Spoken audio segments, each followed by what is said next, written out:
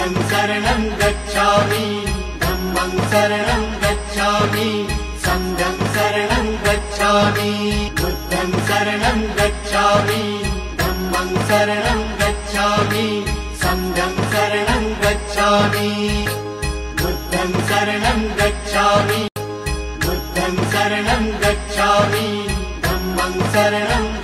जसे जसे पुढे चालत राहाल तसे तसे तुमच्या डोळ्याने अनेक प्रकारचं जगामध्ये असणारं जे वातावरण आहे, पृथ्वीवर असणारे अनेक प्राणी, अनेक मनुष्य आणि अनेक प्रकारच्या अशा पाहण्यासारख्या जे गोष्टी आहेत, वस्तू आहेत, याकडे आपण पाहत असताना आपल्या डोळ्यातून मनाला स्पर्श होतो.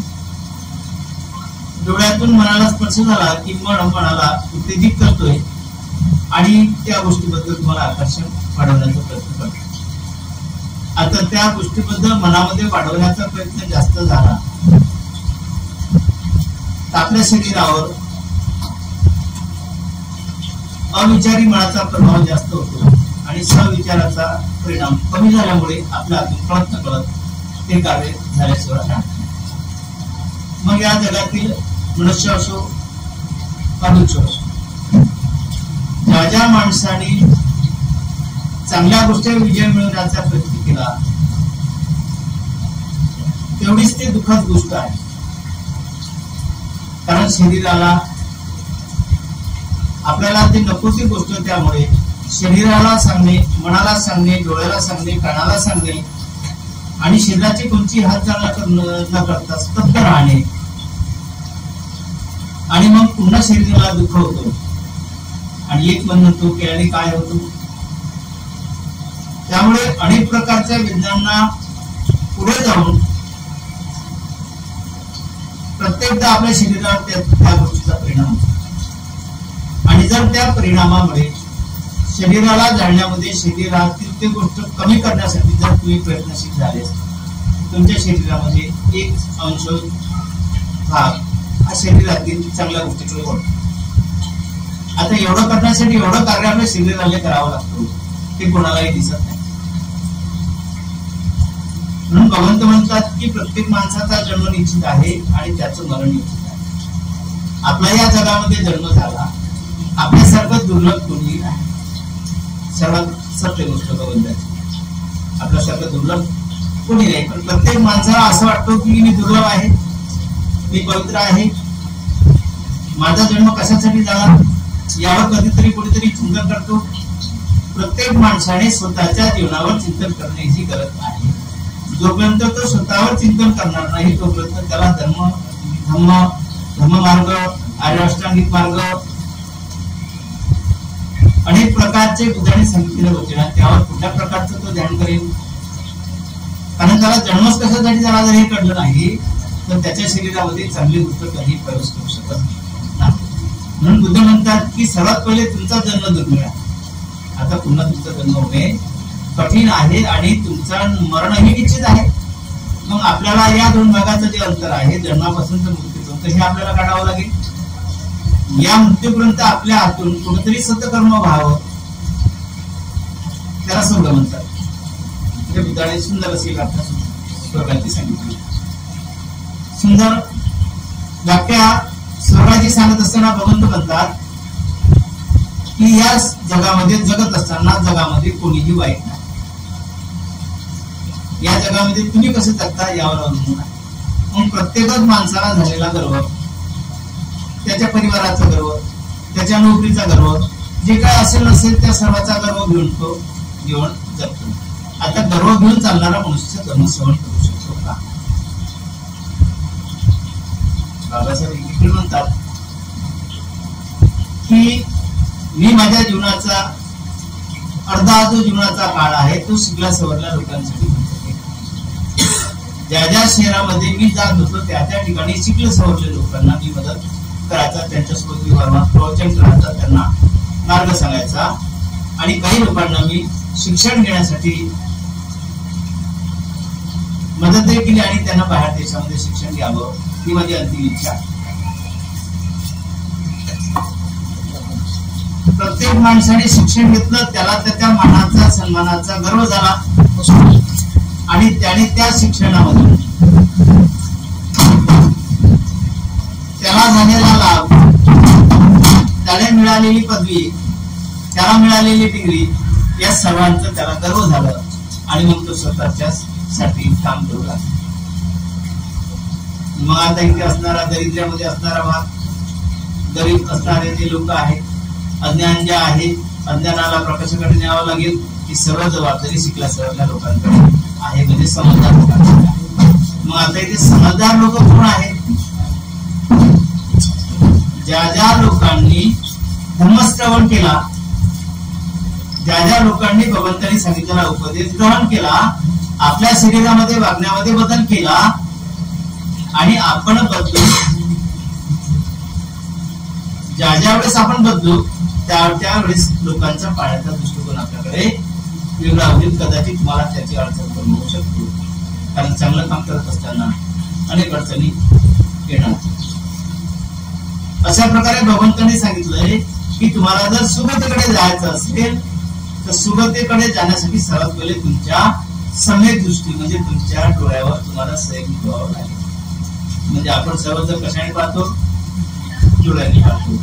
मग त्या डोळ्याने आपण जर पाहत असताना त्या जगातील काय वेचून घ्यावं हे सर्वात महत्वाचं आपला दैनंदिन व्यवहार आहे. मग आपण काय वेचून घेतो आणि काय वेचून घेत नाही, मग संध्याकाळी आपण त्यावरती टिप्पणी करणे गरजेचं आहे. म्हणजे आपण संध्याकाळी आपण आपल्या डोळ्याने काही चुकून पाहिलं असेल तर आपण भगवंताला याचना करणे गरजेचं आहे की भगवान तो कसं पुन्हा म्हणते द्वारात येणं म्हणजे फक्त अपराध खमवतो म्हणते भगवान आम्ही क्षमा आणि याचना करतोय की प्रयत्नाकडे आमच्या डोळ्याने जर तो काही चुकीचं पाहायला गेलं असेल तर उद्याच्या भागामध्ये आम्ही किंवा उद्याच्या दिवसामध्ये आम्ही ते पाहणार नाही. जर खरोखर ते पाहण्याजोगतं असेल तर आपण ते जरूर पाहायला पाहिजे आणि पाहिलं तर त्याचं अनुसरण करणे गरजेचं आहे. दुसऱ्यांदा सांगितलं सम्यक वाणी म्हणजे तुमच्या वाणीवर तुम्ही दिवसभर जगत असताना, या जगामध्ये राहत असताना अनेक पशु आणि प्राणी तुमच्यासोबत संपर्कामध्ये येतात. त्या मानवासोबत तुम्ही कशा पद्धतीने व्यवहार करता, त्या प्राण्यांसोबत कसा व्यवहार करता, पक्ष्यांसोबत कसा व्यवहार करता, ही सर्वात जबाबदारी तुमच्यावर मोठी आहे. मग आता आपण कोणत्या प्राण्यांवर मैत्री करतो? या आपल्यासारख्या माणसावर आपण मैत्री करतो. प्राण्यांवर मैत्री करतो का? पशुंवर मैत्री करतो का? मग आपल्या अजून पुढे पुण्यकर्म होईल. म्हणजे जर माझाच आहे, हा माझाच कुणीतरी लागते, हा माझा नातेवाईक आहे, ही माझी आई आहे, याच लोकांवर आपण सर्वात जास्त प्रेम करतो, त्याला मैत्री म्हणतात. मग पशु आणि प्राण्यांचं काय? म्हणून आपल्या हाताने सर्वांकडूनच आपली मैत्री व्हावी. म्हणजे वाणीने बोलत असताना आपण आपल्यामध्ये प्रत्येक प्राणी आणि माणसाच्या प्रती आपण आपल्या मनामध्ये वाणीवर आपण संयम ठेवून बोलावं. कदाचित समजा आपल्या वाणीने जर समजा काही अडथळा उत्पन्न होत असेल किंवा कदाचित काही वादविवाद होत असेल, असं जर आपल्या मनाला संकेत वाटत असेल तर त्या ठिकाणी मौन धारण करणे गरजेचं आहे. अनेकदा भगवंतांनी मौन धारण केलं, त्यावर अनेक लोकांनी टिप्पणी केली, भगवंतांनी का सांगितलं? दुसऱ्यांदा सांगितलं की सम्यक संकल्प. संकल्प तुम्ही जेही काम करता त्या काम करण्यासाठी सर्वात पहिले तुम्हाला काय करावं लागेल? संकल्प करावा लागेल. आज मी दिवसभर ठरवलं की आज मी दिवसभर चांगलं काम करणार. मी जात असताना खाली पाहणार, येताना खालीच पाहत येणार, हा झाला माझा दृढ संकल्प. पण यामध्ये संकल्प केल्यानंतर जर मी ते काम करत नसेल तर माझा संकल्प नाही. मग कळत का माझ्या हाताने काय होत चाललंय? दैनंदिन माझ्या हाताने कुठे ना कुठे चूक होत चालली, त्याला म्हणतात प्रवृत्ती. म्हणजे बुद्धाने सांगितलंय की इथे स्वर्ग नाही, इथे नरक नाही. तर आपण जे चुकतो त्याला ध्रुवगती आणि नरक म्हणतात. आपण जे चांगलं काम करतो त्याला सुगती म्हणजे स्वर्ग म्हणतात. असं दैनंदिन आपल्या हातून कार्य होत राहतो. तर तेव्हा भगवंतांनी विचार केला गुरुजीला की आता मला जे सम्यक दृष्टी प्राप्त झालेली आहे, सम्यक ज्ञान प्राप्त झालेलं आहे, सम्यक संकल्प मी केलेला आहे, सम्यक कर्मार्थ मी केलेला आहे, सम्यक आजीविका मी केलेली आहे, सम्यक समाधी मी केलेली आहे. त्या सर्व गोष्टी सांगण्यासाठी आणि त्या ऐकण्यासाठी त्या पद्धतीचा मनुष्य लागेल. जर मी जाऊन कुठे म्हटलं की तुम्ही थांबा आणि मला सम्यक दृष्टी काय झाली प्राप्त झाली आणि मी तुम्हाला जे सांगितलं ते सत्य आहे असं कोण स्वीकार करतोय? असं कोणी स्वीकार केलेलं नसतं. पण भगवंतांनी सम्यक दृष्टीने पाहिलं जगामध्ये काय चाललंय. सम्यक दृष्टीने भगवंतांनी पाहिलं तर अनेक लोक आपल्या जीवनामध्ये बदल व्हावा या उद्देशाने अनेक ठिकाणी ध्यान आणि तपश्चर्येमध्ये साधनेमध्ये बसलेले त्यांना दिसते. अनेक लोकांच्या श्वासातून असं भगवंताला कळालंय की त्यांना मानव सुखी जीवन कसं जगावं ही त्यांची आस्था आहे, हा त्यांचा मानस संकल्प आहे. त्यामुळे भगवंतांनी उर्वेला इथे विचार केला की ज्या माणसांना खरोखर ऐकण्याची गरज आहे आणि ऐकून जर दुसऱ्याला सांगू शकतो अशाच माणसाला जर मला झालेली संबोधित जे बुद्धत्व आहे ज्याला आपण ज्ञान म्हणू शकतो आपण त्याला कुठल्याही प्रकारचं सुद्धा भगवंताच्या वचनाला सुंदर अशा वचनाला देऊ शकतो. जे बुद्धाला सुंदर अशी बुद्धी प्राप्त झाली, सुंदर असं ज्ञान प्राप्त झालं आणि या बुद्धीचा लाभ ज्या व्यक्तींकडे मी सांगणार ते लोक काय होतील, या जीवनाच्या दुःख मार्गातून मुक्त होतील आणि ते लोक दुसऱ्यांना सांगतील, म्हणजेच खऱ्या अर्थाने तो प्रचार होईल. त्यामुळे भगवंतांनी शोध घेतला आणि जेव्हा त्या पाच परिवर्तनाकडे जात असताना धीरे धीरे त्यांच्या मनामध्ये जे क्रोध होता त्या पद्धतीने आपण जीवन जगतो, लाचा मोह क्रोध कृष्णा वासना क्रोधामध्ये त्या पद्धतीने ते जीवन जगत असताना त्यांच्या शरीरातील त्या अवयवांना त्यांनी सोडलेलं नव्हतं. त्यामुळे त्यांच्या शरीरामध्ये काय झाला, उद्रेक झाला. जसं जसं भगवंताचं आगमन जवळजवळ झालं तसं तसं त्यांच्या शरीरामध्ये बसलेले जे जंतू आहेत, जे मार आहेत, त्या धीरे धीरे त्या माराने शरीराची जागा कमी केली आणि त्यांचं शरीर निपाक झालं आणि भगवंताचा त्यांनी आदर करायला सुरुवात केली. भगवंताचा आदर करत असताना भगवंताला आसन स्थितीला भगवंताचे पाय धुतले, भगवंताला अभिवादन केलं आणि अभिवादन करून एका बाजूला बसले आणि एका बाजूला अभिवादन करून. आता योमे सुद्धा एक समय बाबा श्रावस्ती चेतवण्यावर पिंड कसा आरामे, एवढा मोठा राजा भगवंताकडे जाऊन अभिवादन करून एका बाजूला उभा राहतो. आज उपासक लोकांची स्थिती कशी आहे हे आपण पाहतो. जेणेकरून पोटपान दुखल्यासारखं होतो. तर धर्म ऐकायचा असेल, विनय पाळायचा असेल, त्यांना काय होईल, पोटामध्ये जळल्यासारखं होतं. दुधाची सत्यवाणी आहे ती कठीण ऐकण्यासाठी. त्यामुळे त्या प्रत्येक माणसालाच त्या गोष्टीची काय वाटली पाहिजे, त्याने ते समजून घेतली पाहिजे की जी विनय आहे त्या विनयानुसारच आपण तिथं बसलं पाहिजे, तिथं बोललं पाहिजे, तिथं उभं राहिलं पाहिजे. म्हणजे प्रत्येकाने जर शिस्तबद्धीनं जर जीवन जगलं तर कोणालाही कोणाचं बोलण्याचं प्रसंग येणार नाही. कारण आपण कुठे बसलो आहोत, आपण भगवंताच्या पुढे बसलेलो आहोत. मग आपण बसत असताना भगवंताची वाणी जर आपण ऐकण्यासाठी बसतोय तर आपली बसण्याची स्थिती कशी असली पाहिजे, आपण भगवंताला अभिवादन केलं पाहिजे, भगवंताला अनुकंपा केली पाहिजे, अनुवादना केली पाहिजे. भगवान आमच्याकडून जे काही कळत नकळत चुकी झाली असेल विपत्ती परिवार सर्व संपत्ती सुद्धा सर्व विनाश आहे भवे विदायक भगवान. दैनंदिन आमच्या मागे आपत्ती संकट येतात, आमच्या घरामध्ये अनेक प्रकारचे रोग येतात आणि त्या आपत्ती संकटामध्ये आमच्याकडे असणारी धन संपत्ती हे नसतो तरी आम्ही गरीब खूप चाललो. भगवान यावर तुम्ही उपाय सांगा कारण तुम्हाला समृद्धी प्राप्त झाली. आम्हाला सुखामध्ये भगवंतांनी तुला उपदेश केला. ज्या ज्या लोकांनी उपदेश करून ग्रहण केला ते लोक सुरुवातीला गेले. कारण प्रत्येक माणसाला मरण निश्चित आहे. मरण्याच्या आधी आपल्याला हे करून घ्यायचं आहे, मेल्यानंतर तुमचं काही शिल्लक नाही. याला म्हणतात मरावे परी कीर्ती. कीर्ती म्हणजे चांगले गुण. म्हणजे आता कमी दिवसात आपलं मरण झालेलं आहे, कमी दिवसात तरी आपण आपल्या शरीराला वळण लावलं म्हणजे तुमच्या परिवारामध्ये त्या वळणाची जाणीव उत्पन्न होईल आणि तुमच्या परिवारातील लोक, मुलं, उर्वरित परिवार तुमचा काय करेल, आदर करेल, आपुलकी करेल, तुमच्यासोबत प्रेमाने बोलणार.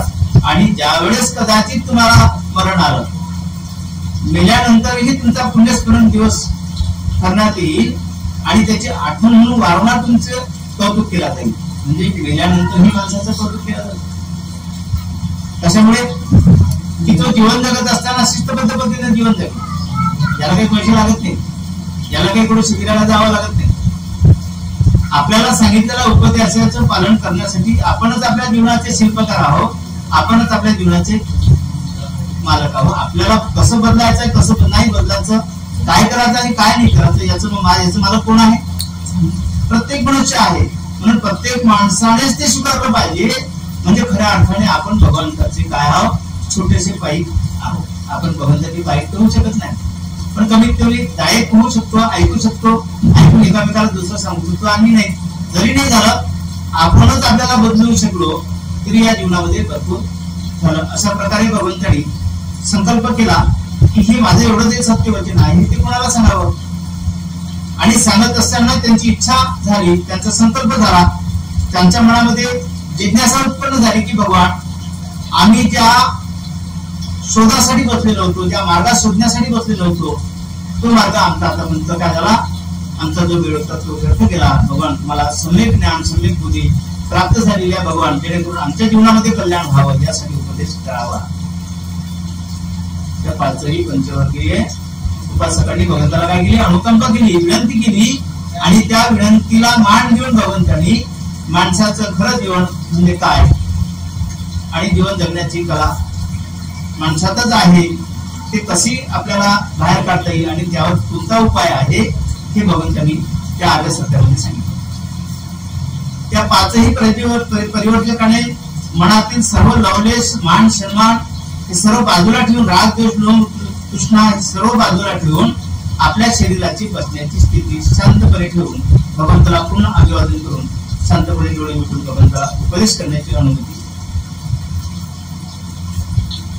अनुमती मागितल्यानंतर भगवंतांनी सुरुवात आपल्या वाणीतून भगवंताची पहिली देशना. भगवंत म्हणतात या जगामध्ये दुःख आहे. आता दुःख आहे प्रत्येकाने हो म्हटलं. आता दुःखाला उत्पन्न करण्यासाठी कारण आहे. जर कारणच नसेल तर दुःख कुठे.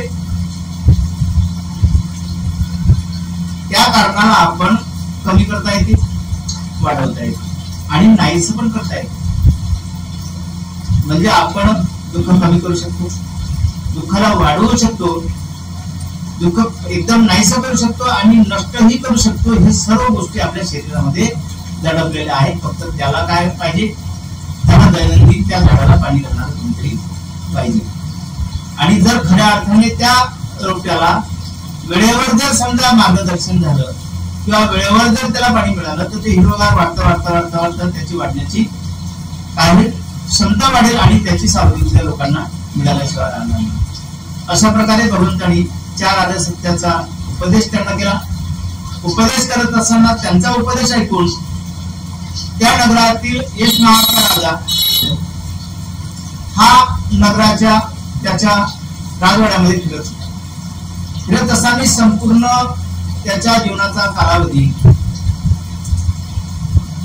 हा मोठ्या थाटामाटात गेला आणि त्या सर्व गोष्टीला तो कंटाळला की आता मरण आहे, आपल्या इथे काय शिल्लक आहे, आपलं कुठेतरी काही शिल्लक राहावं या हेतूने तो विचार करत होता. त्या विचार करता करता भगवंताचा जो ध्वनी आहे हा ध्वनी त्याच्या कानावर पडला आणि तो घरामध्ये न सांगता त्या भगवंताच्या ध्वनीच्या मार्गाने निघून त्या मृत्यूपत्तन होण्याकडे आला.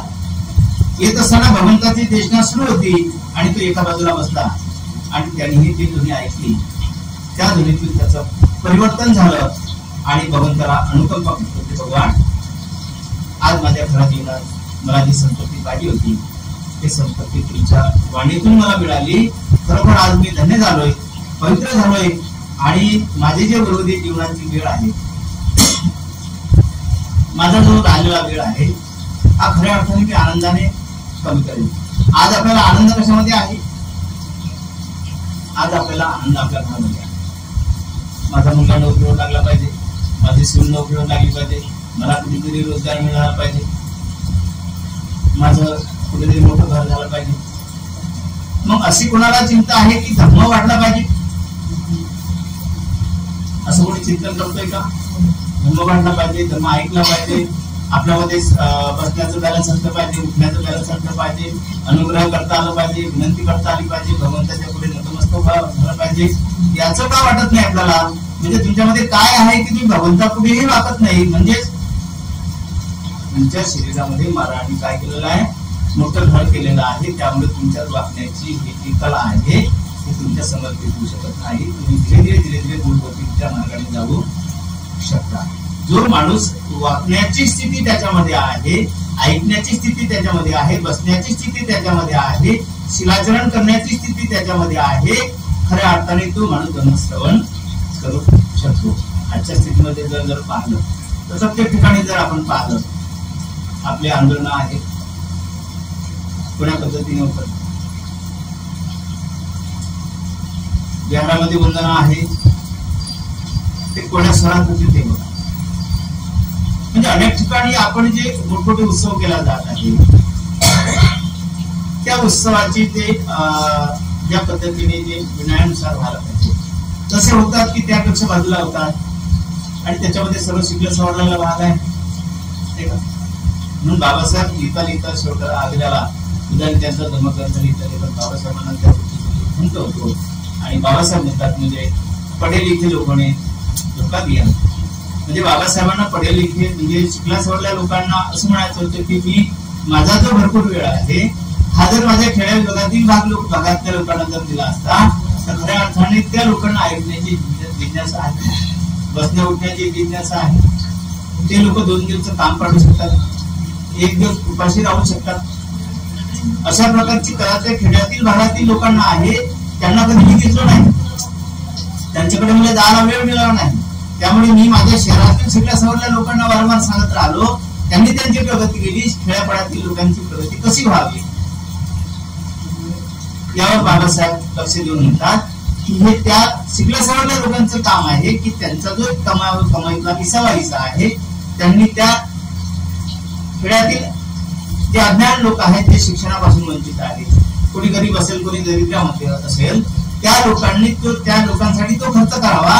म्हणजे कुठेतरी जरी त्याला वेळ नसेल नोकरी सोडून तर त्याच्या कमाईतला हिस्सा कुठेतरी पुण्य कामी पडतोय. यासाठी बाबासाहेबांनी ते शब्द वापरले. ते शब्द बुद्धा वापरतात याआधी. बुद्ध असं म्हणतात की ज्यावेळेस जेतराजाने भगवंताला प्रश्न विचारला की भगवान तुम्ही जे उपदेश करता आणि त्या उपदेशाला लाखो लोक उपस्थित असतात, आता या एवढ्या लोकांतून कोण तो ग्रहण करतो आणि कोण बंद करतो, यातील सुगतीकडे कोण जाणार आणि दुर्गतीकडे कोण जातो. तेव्हा भगवंतांनी काही वेळ मौन धारण केलं, पुन्हा अनुकंपा केली की भगवान सांगा ना आम्हाला एवढ्या लोकांतून कोणत्या माणसाची प्रगती होऊ शकते. तेव्हा भगवंतांनी त्या सर्व लोकांकडे पाहून भगवंत म्हणतात माझी प्रथम जबाबदारी आहे या जगाचं कल्याण व्हावं. माझी प्रथम जबाबदारी या जगाचं कल्याण व्हावं. इथे प्राणी ते मनुष्यापर्यंत सर्व सुखी हो. आणि ज्या ज्या लोकांना बदलायचं असेल त्या लोकांनी त्यांच्या शरीरातील काय करावं लागेल, त्यांच्या शरीरामध्ये असणारे विकार त्याच्यावर विजय मिळवण्यासाठी तेच लोक जबाबदार आहेत. मी फक्त त्यांना बदलाव करण्यासाठी फक्त काय करताय देशना देत आहेत. बदलून घेण्याची त्यांची जबाबदारी आहे. म्हणजे जे बदलले त्यांनी ते काय झाले, ते सुगतीला गेले. जे नाही बदलले 2 घटक पडले, एक ऐकणारा एक न ऐकणारा. आता न ऐकणाऱ्या लोकांची संख्या तेव्हाही जास्त होती तर आजही जास्त आहे. या जगातील भारतामध्ये बुद्धाचा जन्म झाला आणि जगाने स्वीकारला. 2002 मध्ये जागतिक लेवलच्या लोकांनी बुद्धगया हे सेंटर आंतरराष्ट्रीय स्थळ आहे असं घोषित केलं. बुद्धगया हे सेंटर आंतरराष्ट्रीय स्थळ आहे.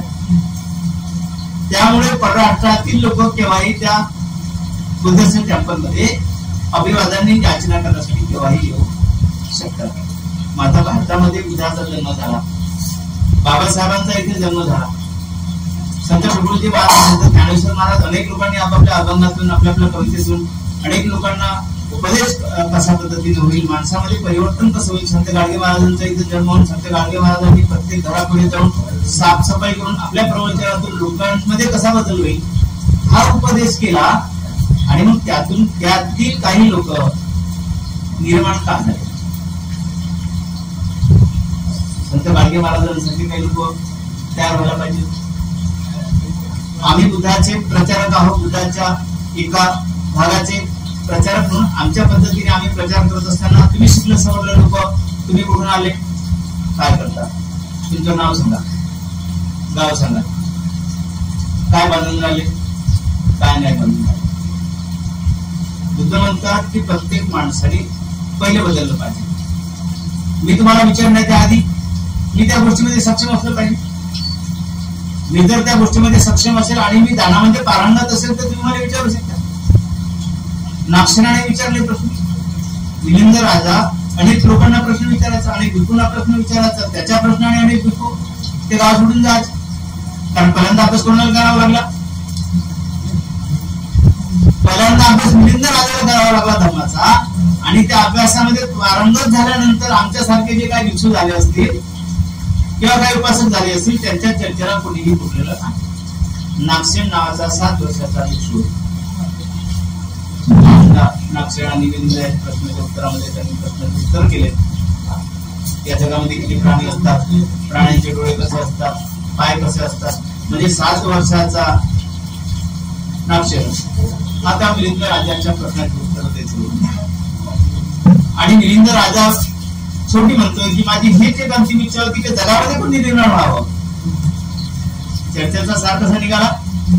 प्रश्न उत्तरातून नाही, जगामध्ये कोणीतरी बुद्धाच्या विचाराचं निर्माण व्हावा ही माझी इच्छा होती. यासाठी मी प्रश्न विचारत होतो.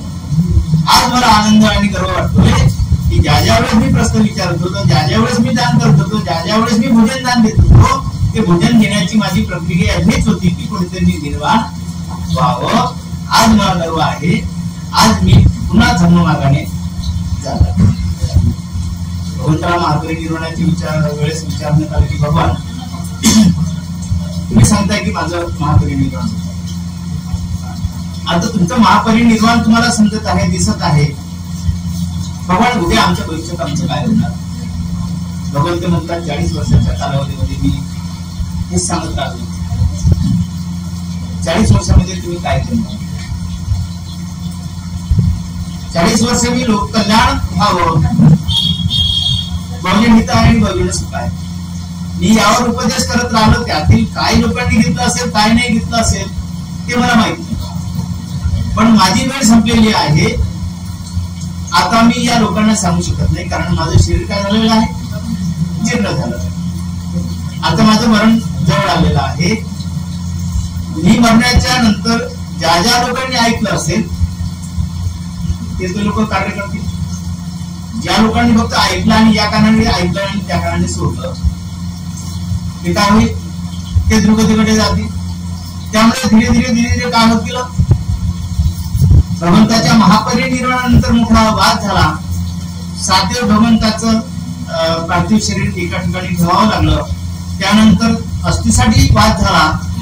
आमच्या ठिकाणी अस्थि द्या, आमच्या नगरात भगवंत जास्त यायचे, आम्ही त्यांना भोजन दिलं, आम्ही त्यांना दान दिलं, आम्ही त्यांना शेती दिली. आमचा अधिकार त्यांच्या अस्थिवर आहे. त्यांच्या विचारावर आहे की त्यांच्या अस्थिवर आहे? आपली आसक्ती कशावर असली पाहिजे? बाबासाहेबांच्या फोटोपेक्षा बाबासाहेबांच्या विचारावर आपली आसक्ती असली पाहिजे. बाबासाहेब हे म्हणतात की माझा जन्म मनुष्य जातीत झाला. मी अनेक प्रकारचे गालबोट आणि लालसा आणि अनेक प्रकारचे जे या समाजामध्ये लोक आहेत आणि कसे लोक कसा त्रास देतात. मी आजच्या परिवर्तनशील युगामध्ये एवढा शिकलेला असूनही मला लोक त्रास देतात. उद्या तुमचं काय होईल? आणि तुम्हाला कोण गालबोट लावू नये याच्यासाठी मी तुम्हाला काय केलं? सर्वात पहिले स्वतंत्र दिलं. मग स्वतंत्र कशाचं दिलं? तर शिकण्याचं स्वतंत्र दिलं. मग आता शिकल्यानंतर शिकलेल्या माणसाने काय केलं? पहिले तो बदलला. त्याने त्याचं घर, कपडे, लत्ते, घरदार, मुलाबाळ शिकवले आणि याच्यातच त्याचं वय झाला आणि मरण पावला. त्याने मुलाला शिकवलं तर मुलगा पुन्हा इंजिनियर झाला. पुन्हा त्याच्या मुलाला त्याचं घर परिवार बसवत असताना धीरे धीरे त्याचं वय कमी झालं. पुन्हा धर्माचं काम कोण करेल? धर्म कार्य कोण करणार? काही कलावंत आहेत, काही गायक लोक आहेत की त्यांच्या माध्यमातून कुठेतरी बाबासाहेब म्हणतात की माझं एका माणसाचं जे गीत आहे त्या गीताची बरोबरी 10 प्रवचन करू शकत नाही. कारण तो सांगत असताना त्याच्या पोटातील सर्व वेदना, सर्व इच्छा, अपेक्षा त्यावेळेस त्या बाजूला साधतात आणि तो त्या भावनेतून लोकांना सांगण्याचा प्रयत्न करतो. त्याच्या 4 कळ्यामध्ये 10 प्रवचन आहेत असं बाबासाहेब. कारण सांगत असताना त्याची इच्छा कुठे असतो?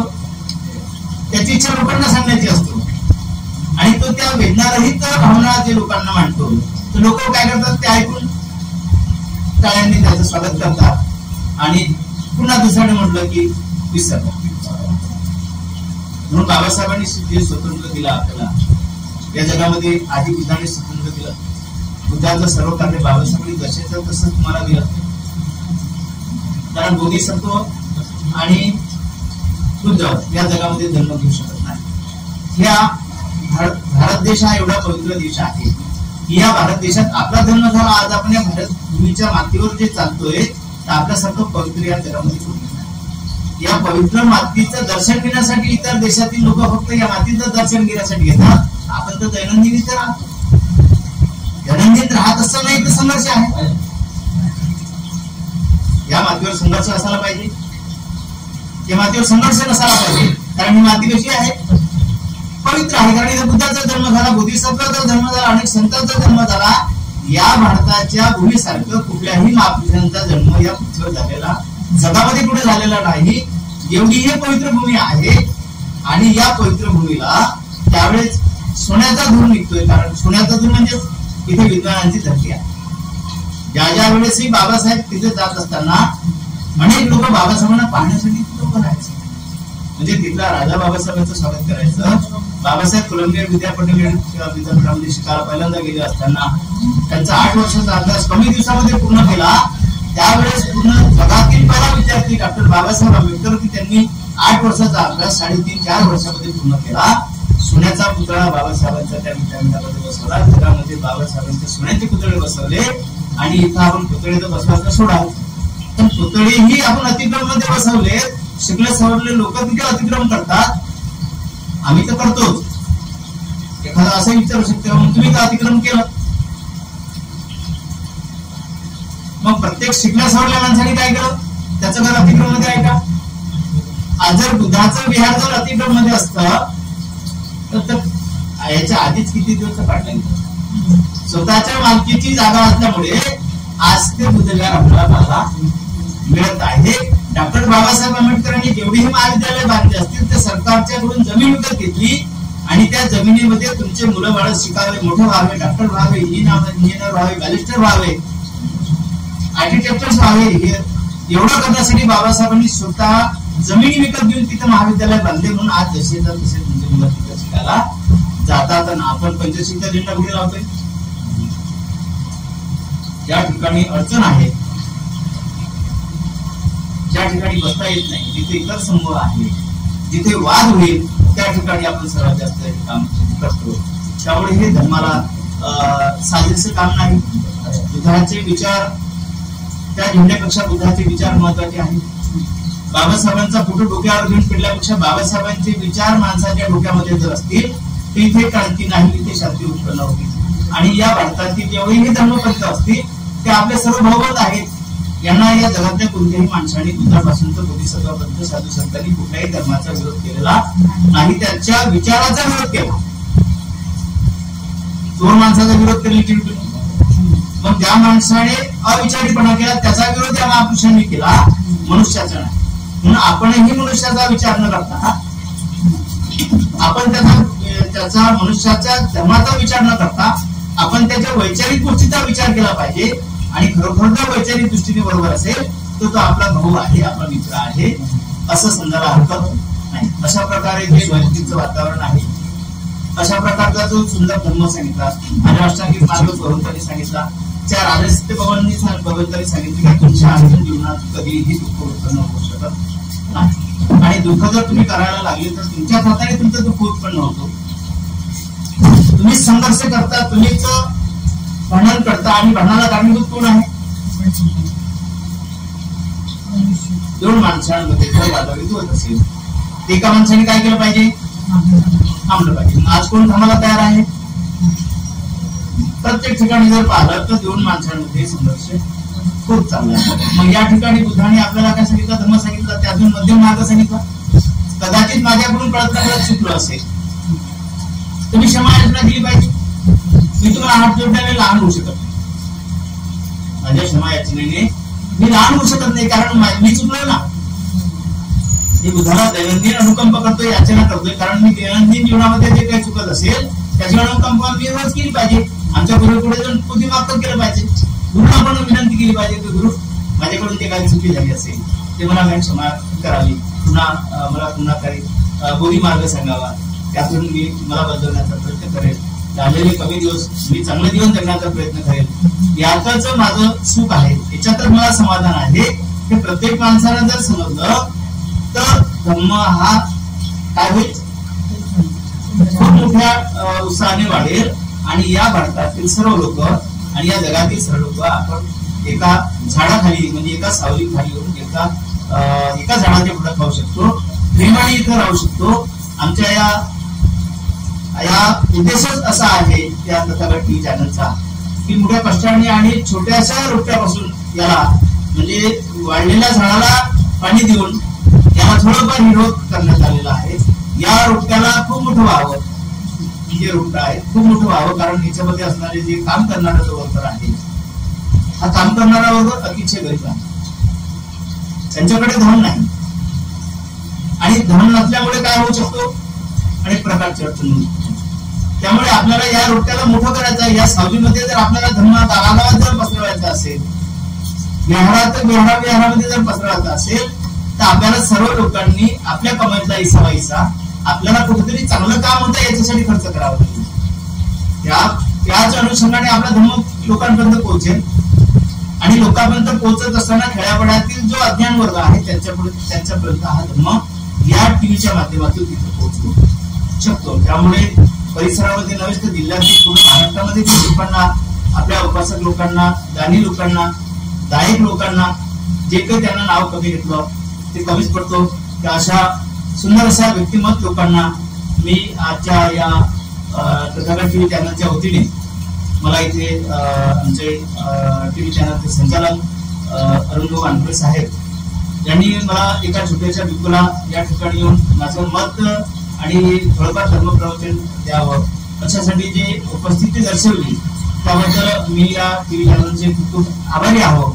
आणि त्यांच्यासोबत जे टीम आहे जे काम करतोय म्हणजे वेळेचाही प्रसंग न पाहता, वेळेचं भान नसतानाही, रात्र असो दिवस असो, तब्येत बरी नसतानाही हे लोक मी प्रत्येकदा पाहत असताना मनाला कसं तरी दुःख होतो किंवा मनाला असाह्य वेदना होतात की यांच्या परिवारातील लोक यांना काय म्हणत असतील.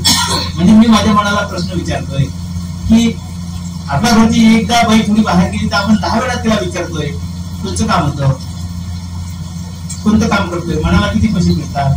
आता इथे पैसे न मिळता आपण जर आपल्या घरातून सतत बाहेर पडत असेल, घरामध्ये जे अडचणी येणार आहेत, मुलांच्या अडचणी आहेत, अनेक प्रकारच्या अडचणी आहेत, काही पाहुणे आहेत, आपल्याला मुलं आहेत, सर्वांना नातू आहेत. तर आता हे लोक काम करत असताना यांच्या घरच्या परिवारामध्ये काय वारंवार होत असेल याची खंत ही सर्वांना वाटायला पाहिजे की आपण तर काही वेळ देत नाही. जे वेळ लोक देतात तेही मोठे पुण्यवान लोक आहेत, कमीत कमी ती वेळ तर देतात. म्हणजे त्यांच्या धनापेक्षा त्यांचा वेळही महत्वाचा. जर वेळ देणारे लोक नसतील तर आता कार्य पुढे चालणार नाही आणि कार्य पुढे चालण्यासाठी धन देणारे लोक लागतील. म्हणून मी पुन्हा विनंती करतो, अनुकंपा करतो, धनिक लोकांना आवाहन करतोय की आपल्या या लहानशा रोपट्याला तथागत टीव्ही चॅनलला संपूर्ण महाराष्ट्रामध्ये आपल्याला प्रत्येक विहारामध्ये, प्रत्येक गावामध्ये पोहोचायचं आहे. तरी सर्वांनी आपल्या कमाईतला हिस्सा तथागत टीव्ही चॅनलला सहकार्य करावं. आणि आपल्याकडे जर कोणी कलावंत असेल, लहान मुलं असतील, स्त्रिया असतील, काही शिवाजी महाराजांवर बोलणारे असतील, संत गुरुजी महाराज यांचं भजन गाणारे असतील, काही संत गाडगे महाराज यांचं प्रवचन करणारे असतील, म्हणजे अनेक समुदायातील जे काही प्रवचनकार लोक असतील ज्यांच्यापासून समाजाला प्रबोधन मिळतोय अशा लोकांनी तथागत टीव्ही चॅनलच्या संपर्कात राहावं, जेणेकरून त्यांचाही जो आवाज आहे, त्यांची जे कला आहे ते लोकांपर्यंत पोहोचेल असंही मी आजच्या या प्रसंगी आवाहन करतोय. आणि आमच्या सतत लाईव्ह दाखवल्यामुळे त्यावर नंबर असतो. आमचे संचालक अरुण वानखडे साहेब तसेच या त्यांच्या सहकार्य सुनीताताई रायगुले यांचा नंबर आणि तसेच आमच्या म्हणजे सर्व टीम वंदनाताई खोबरागडे यांचा नंबर सतत त्या चॅनलच्या टीमला असतोय. त्यामुळे ज्या ज्या विद्यार्थी असतील किंवा कोणाला पुन्हा काही प्रवचन द्यायचं असेल, ज्यांचा काही अभ्यास असेल ज्यांचं काही एखादं रिसर्च झालेलं असेल किंवा एखादा मुलगा बाहेर जाऊन एखादी पदवी घेऊन आलेला असेल तर आम्ही सतत टीव्हीच्या माध्यमाच्या वतीने त्याचा सत्कार समारंभ जरूर घेऊ. फक्त आम्हाला कळवल्याशिवाय माहीत होणार नाही, म्हणून कृपया विद्यार्थी असेल, विद्यार्थिनी असतील, कोणी गायक असेल म्हणजे जे काही सर्व क्षेत्रामध्ये काम करणारे लोक आहेत त्या सर्वांना या टीव्हीच्या माध्यमातून आपण लाईव्ह प्रसारित करण्याचा संकल्प आमचे अरुण वानखडे त्यांच्या सर्व टीमने केलेला आहे. पुढे आम्ही सर्वांना नम्र निवेदन करतोय की आमच्या या टीव्ही चॅनलला सहकार्य करा आणि आज भगवंतांनी सांगितलेला जो संगीत मार्ग आहे आपण जीवन कसं जगलं पाहिजे आणि आपण त्या अनेक गोष्टीतून कसं वाचलं पाहिजे यावर जे मला बोलण्याची संधी दिली त्याबद्दल मी पुढच्या तथागत टीव्ही चॅनलचे धन्यवाद देतोय. खूप आभारी आहे आणि सर्वांच्या प्रती मंगल कामना करतोय. भवतु सर्वमंगल, भवतु सर्वमंगल, भवतु सर्वमंगल.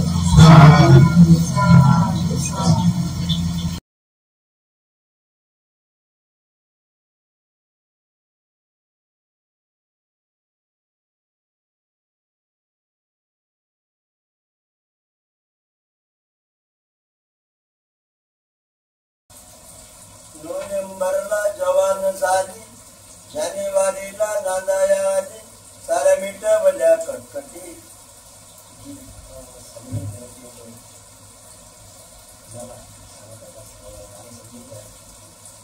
नोव्हेंबरला जवान झाली, जानेवारीला नांदाया आली, साऱ्या मिटवल्या कटकटी, साऱ्या मिटवल्या कटकटी. अशी विमान टोकली फुटी रे दादा, विमान टोकली फुटी, अशी विमान टोकली फुटी रे दादा, विमान टोकली फुटी. भल्या भल्याला लावलं नादी, अवदसात नव्हती साधी, भल्या भल्याला लावलं नादी, अवदसात नव्हती साधी. नारळय होती बाजिंदी, नाही दिली रे तिला संधी, नारळय होती बाजिंदी, नाही दिली रे तिला संधी. गुलाबी सरली न्यायानं भरली, गुलाबी सरली न्यायानं भरली, त्या सटवीची वटी, त्या सटवीची वटी. अशी विमान टोकली फुटी रे दादा, विमान टोकली फुटी, अशी विमान टोकली फुटी रे दादा, विमान टोकली फुटी. फक्त एकच मर्द आला, फक्त एकच मर्द आला, त्याचा जगात बोल बाला, त्याचा जगात बोल बाला. तिच्या नीच वर्तनाचा केला त्याने न्याय निवाडा, तिच्या नीच वर्तनाचा त्याने केला न्याय निवाडा. मनात जळली लय दर पडली, मनात जळली लय दर पडली, त्या नकट्याची नक्ती, अरे त्या नकट्याची नक्ती. अशी विमान टोकली फुटी रे दादा, विमान टोकली फुटी, अशी विमान टोकली फुटी रे दादा, विमान टोकली फुटी. फिरली बरेच गावो गावे, फिरली बरेच गावो गावे, लय होती कळ लावी, फिरली बरेच गावो गावे, लय होती कळ लावी. एवदतीला परत केला, एवदतीला परत केला, आम्ही दिली तिला सोड चिठ्ठी, आम्ही दिली तिला सोड चिठ्ठी. अशी विमान टोकली फुटी रे दादा, विमान टोकली फुटी. बया नाही होती, बया होती ती, बया होती गयबानी, बया होती ती गयबानी. संपविली तिची मनमानी, संपविली तिची मनमानी. होती हुकमाची ती राणी, होती हुकमाची ती राणी. हरामी साले मनुचे चेले, हरामी साले मनुचे चेले, डोळ्यात आलं पाणी, अरे डोळ्यात आलं पाणी. अशी विमान टोकली फुटी रे दादा, विमान टोकली फुटी, अशी विमान टोकली फुटी रे दादा, विमान टोकली फुटी. नोव्हेंबरला जवान झाली, नोव्हेंबरला जवान झाली, जानेवारीला नांदाया आली, साऱ्या मिटवल्या कटकटी, साऱ्या मिटवल्या कटकटी. अशी विमान टोकली फुटी रे दादा, विमान टोकली फुटी, अशी विमान टोकली फुटी रे दादा, विमान टोकली फुटी. तथागत टीव्ही चॅनलचे मी शहर प्रतिनिधी आहे. माझं नाव राधा सुरेश कांबळे आहे. मी एक गीत गाणार आहे. 14 एप्रिलचा सण आला बाई, चल ग इंदू सिंधू कमलाताई. 14 एप्रिलचा सण आला बाई, चल ग इंदू सिंधू कमलाताई. तिथे जमल्या आहे राधाबाई, चल ग इंदू सिंधू कमलाताई. शुभ्र वस्त्र परिधान केले, निळ्या ध्वजाच्या खाली बसिले. शुभ्र वस्त्र परिधान केले, निळ्या ध्वजाच्या खाली बसिले. ग्रहण करू त्रिशन पंचशिलेला, चल ग इंदू सिंधू कमलाताई. 14 एप्रिलचा सण आला बाई, चल ग इंदू सिंधू कमलाताई. किती सांगू भीमाची नवलाई, आज आम्हाला काही काम नाही. किती सांगू भीमाची नवलाई, आज आम्हाला काही काम नाही. अशी सांगिती प्रभाताई, चल ग इंदू सिंधू कमलाताई.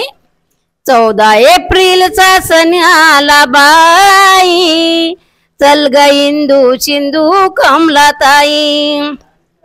रंग रांगोळ्या घालून दारी, अधून मधून नंदाच्या क्रमारी. रंग रांगोळ्या घालून दारी, अधून मधून नंदाच्या क्रमारी. गोळा झाल्या त्या सर्व ताई, चल ग इंदू सिंधू कमलाताई. 14 एप्रिलचा सण आला बाई, चल ग इंदू सिंधू कमलाताई. कर जोडून लिहिले गाणे, मने सुरेश आनंदाने.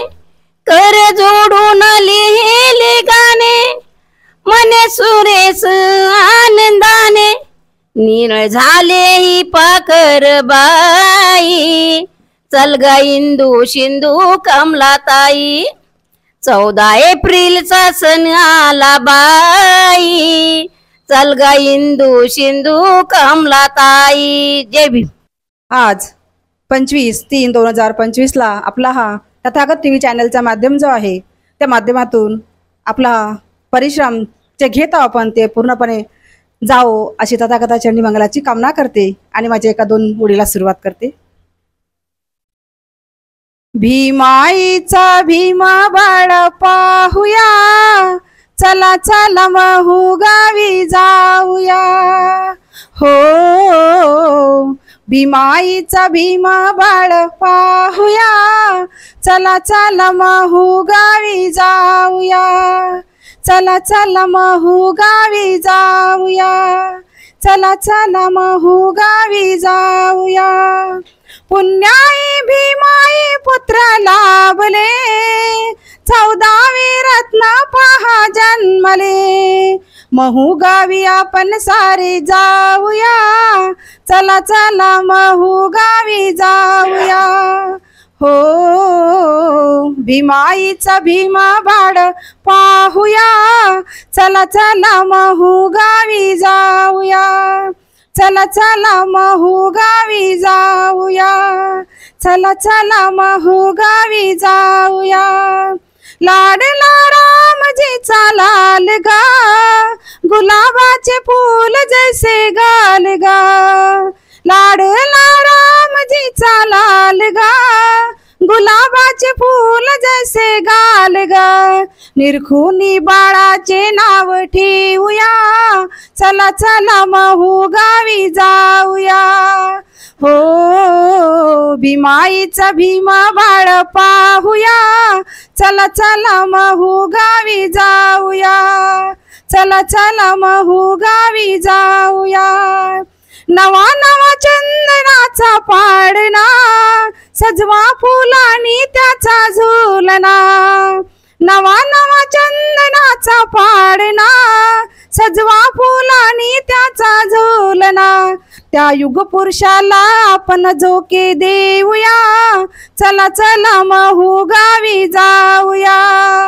हो भीमाईचा भीमा बाळ पाहूया, चला चला महू गावी जाऊया.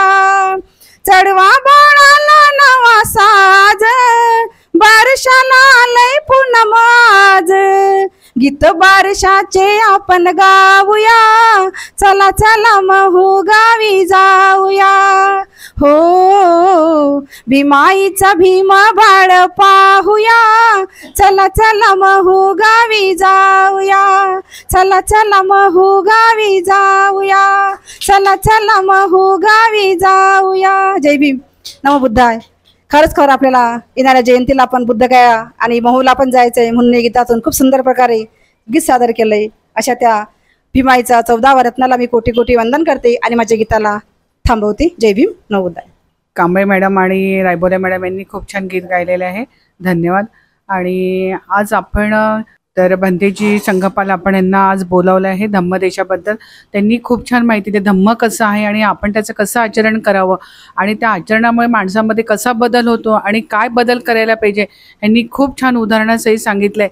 जसं एखादा कुठे वाद झाला तर तो वाद तिथे कसा मिटवायचा आणि क्षमायाचना कशी मागायची जेणेकरून त्या आपण कसं म्हणजे त्या ह्याच्यामध्ये प्रगत होऊ आणि आपला धम्म कसा पुढे जाईल याबद्दल त्यांनी खूप छान माहिती सांगितली. तसंच डॉक्टर बाबासाहेब आंबेडकरांनी पण एक खंत व्यक्त केली होती की मी श्रीमंत म्हणजे जो गरीब वर्ग आहे हा धम्म कुठेतरी पुढे नेतील, परंतु जो श्रीमंत वर्ग आहे हा फक्त शिकून सवरून आणि पुढे स्वतःचं घर म्हणजे त्यांची मुलं बाळं शिकवून ते पुढे नेतील, परंतु जो गरीब वर्ग आहे तो खरोखर हा धम्माला पुढे नेतील अशी बाबासाहेबांना एक विश्वास होता.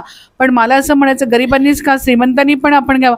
आज आपण जे घडलो आहे, आपण आज जे पाहतोय, आपण जे खातोय पितोय, श्वास घेतोय, कपडे घालतोय, जे पदावर गेले आहे ते खरोखर त्याचं श्रेय डॉक्टर बाबासाहेब आंबेडकरांना खूप आहे. आणि गौतम बुद्धांनी जो काही हा धम्म दिला आणि बाबासाहेबांनी जो धम्म दिला हा सगळ्यांनी जर आचरणात आणला तर खरोखर आपण आज समाजाला कुठेतरी एक परिवर्तन होईल आणि आज चांगला समाज घडेल आणि आज आपला हा धम्म पुढे जाईल. एवढं यांनी आपल्याला भंतेजींनी खूप छान माहिती दिली. आज त्यांचे मी पुनश्च त्यांचे धन्यवाद मानते आणि आजचा हा कार्यक्रम संपला मी असं जाहीर करते. बुद्धं शरणं गच्छामि, धम्मं शरणं गच्छामि, संघं शरणं गच्छामि.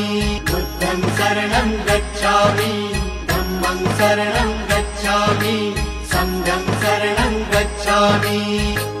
बुद्धं शरणं गच्छामि, बुद्धं शरणं गच्छामि, धम्मं शरणं गच्छामि, संघं शरणं गच्छामि. बुद्धं शरणं गच्छामि, धम्मं शरणं गच्छामि, संघं शरणं गच्छामि.